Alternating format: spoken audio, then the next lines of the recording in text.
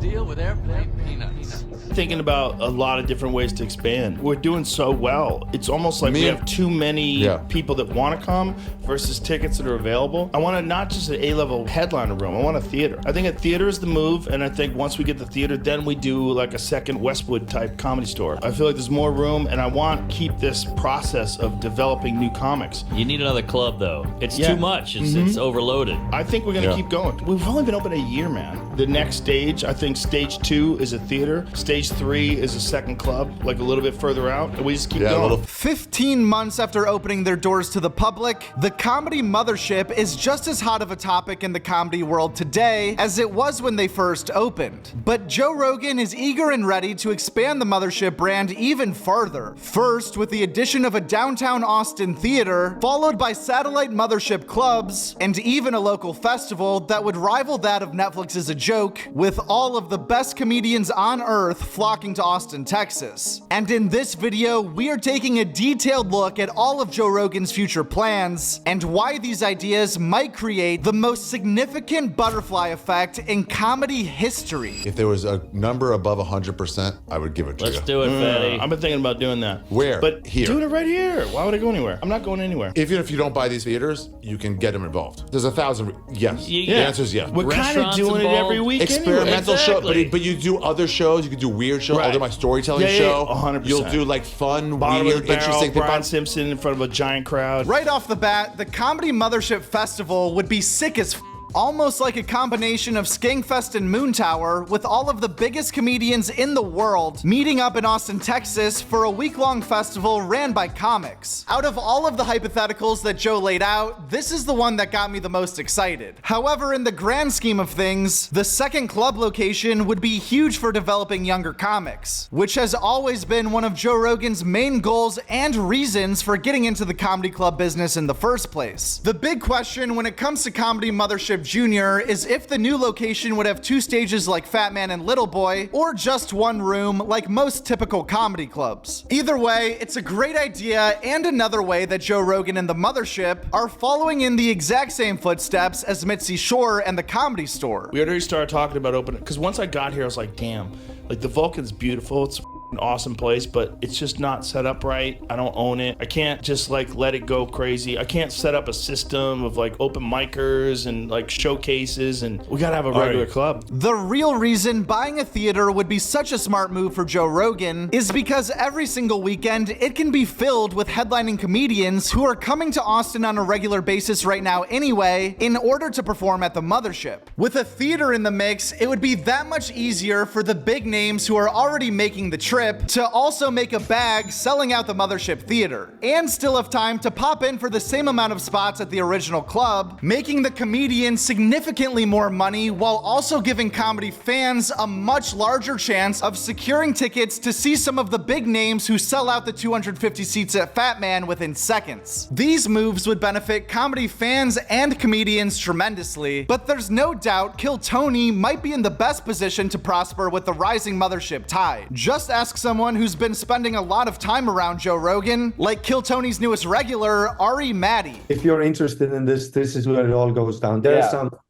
I can tell you, there's the next move that Joe is going to do is going to blow your mind. I was hearing about it on Rogan, like the theater or the festival, either of those things. Right now, Kill Tony is absolute chaos on 6th Street every single week. Personally, I've been there to witness the scene outside of Poor Richards and the Mothership on Monday nights, and it's insane. Not only is the street overflowing with comics, but from a fan perspective, the tickets sell out literally within seconds for 3 months at a time, making Kill Tony one of the hardest events to attend in all of comedy. However, with the current demand surrounding the show, Kill Tony could easily be held in a theater every single week. The only question is if the quality of the show will translate, given that so far, the larger shows have created a few problems. Our anniversary show, Joe and I did. Yeah, the 10-year. The 10-year. So fun. Yeah. I was a spectator at that, and I was enjoying myself because I was high. Yeah. I was drunk. Yeah. And it was actually like having a front row seat. Literally to watch this show take place that was incredible. It was so fun to be a part of. I'd noticed that that's been happening a lot at these big ones. That was like a big experiment for us. To do the bigger venues. And huge venue with a bigger production and all this stuff. How does it change? Because I haven't seen one of the arena ones. Is it pretty much the same thing, just larger scale? Larger scale, but I'm so ready and on that it is kind of like, I'm like really driving the ship. So I have noticed that it is harder for the guests to kind of pick their spots. Because I have enough time. I'm not used to a bonus 5 seconds of laughter reverberation. Right. And that 5 seconds when you're used to having to have your next question or your next joke or whatever. That lets you come up with wherever more. You want to steer the ship. How much more intimidating is it for these newbies to do an arena set? It's impossible. Everybody out of the bucket has bombed on these things. It has to be. It's terrifying. I can't imagine doing a cold 1 minute there. We have learned that 100% of people out of the bucket bomb. So how do you deal with that? So what I've been doing lately, and it's great that we've had these practice runs before going to MSG, is I stock the lineup. By the way, you're calling the forum a practice run. Yeah. It is weird. In the past, Joe Rogan has certainly spitballed some grandiose concept ideas on his podcast that never came to fruition, like the Downtown Skyrise podcast studio, for example. But there seems to be something extremely believable about the way he's talking about opening more clubs, buying a theater, and starting a festival. It also could just seem more realistic because of the crazy amount of real-life buzz still surrounding the Comedy Mothership a whole year after opening. If you've ever been around that club, you know there's an addictive, inviting energy outside the Mothership every single night that's impossible to describe. And what's been built in Austin is already so impressive that it's hard to even consider what will happen with these new additions. The fact that you can walk from Sunset Strip to Black Rabbit to Mothership to Creek in the Cave, Vulcan, Velveeta Room, all of those are a 3 to 5 minute walk from where I'm standing right now. Guest spots from last week. The Joe Rogan Experience had Protector Parks 12, Max Lugarive, and the Terrence Howard and Eric Weinstein debate. Shane Gillis and James McCann were on Kill Tony. Chris DiStefano came all over your mom's house. Sal Volcano made an appearance on Whiskey Ginger. Sal also stopped by We Might Be Drunk. The Tim Dillon Show did not have a guest. Jimmy Kimmel was on Two Bears, One Cave. Matt McCusker welcomed David Jolly, Lemaire Lee, and Sean Gardini to Matt and Shane's Secret Podcast. Renan Hirschberg was on Soder. Rick Glassman had Tom Papa take his shoes off. Chrissy Chaos welcomed Dan St. Germain. And Dax Flame stopped by Bad Friends. Oh, I have a voicemail. Holy I've been aggro driving. Beep.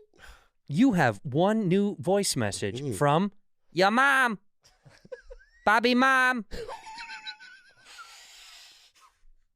To accept, press 1.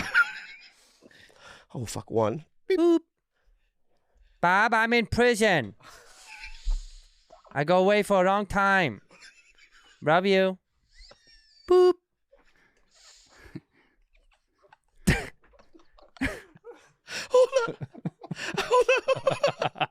Hold on, dude. What is she doing in prison? How do I know the British are coming from that?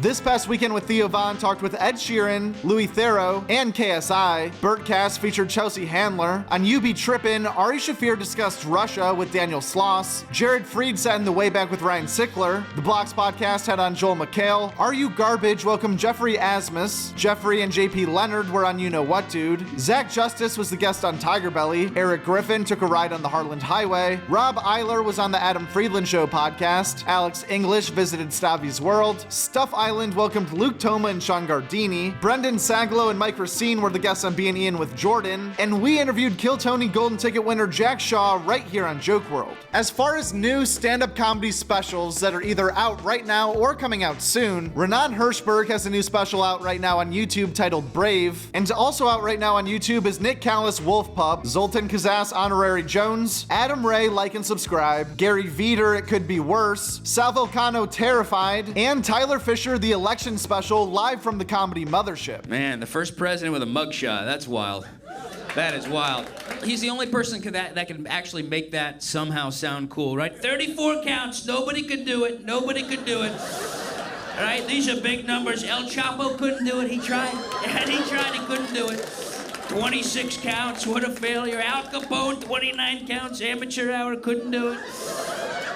Sure, even the Zodiac Killer, I call him the Zodiac Loser. Think of that, he couldn't do it. Right? He couldn't do it. And one more special out right now, Ian Lara Romantic Comedy, which you can find on Max. As far as upcoming stand-up comedy specials that will be out soon, Sam Morril, You've Changed will be out on Prime Video July 9th. Hannah Berner's Netflix special comes out that same day, titled We Ride at Dawn. And on July 16th, Chad Daniels' Empty Nester will be out on Netflix as well. Another upcoming special to keep an eye on is from Bill Burr, who just filmed his next hour at the Moore Theater in Seattle. And last but not least, the Real Bros of Simi Valley movie will be coming out on July 5th. If you've seen this TV show on YouTube, you definitely know it's worth checking out on Roku. But other than that, just a quick reminder before we go that all of these comedy news updates are also available for download across all major audio platforms, so you can get comedy news on the go. And also, if you enjoy these videos on YouTube every single week, definitely consider checking us out on Instagram. And if you fill out the free sticker form in the bio, we'll send you some of these bad boys in the mail completely for free. Also, let me know in the comments if we've sent you some Joke World stickers over the years. We've been doing this for like 3 years. A lot of people have signed up for stickers. They're everywhere, I think, or people are just putting them on their laptops and water bottles. I don't really know. I don't care though. They're for your own personal use. That's the great thing about the free stickers. You can do whatever you want with them. Okay, thank you for watching. Happy 4th of July, and please press subscribe. At Joke World. That's it, at Joke World. And the world is WRLD. That's a great YouTube channel, Joke World. Check it out.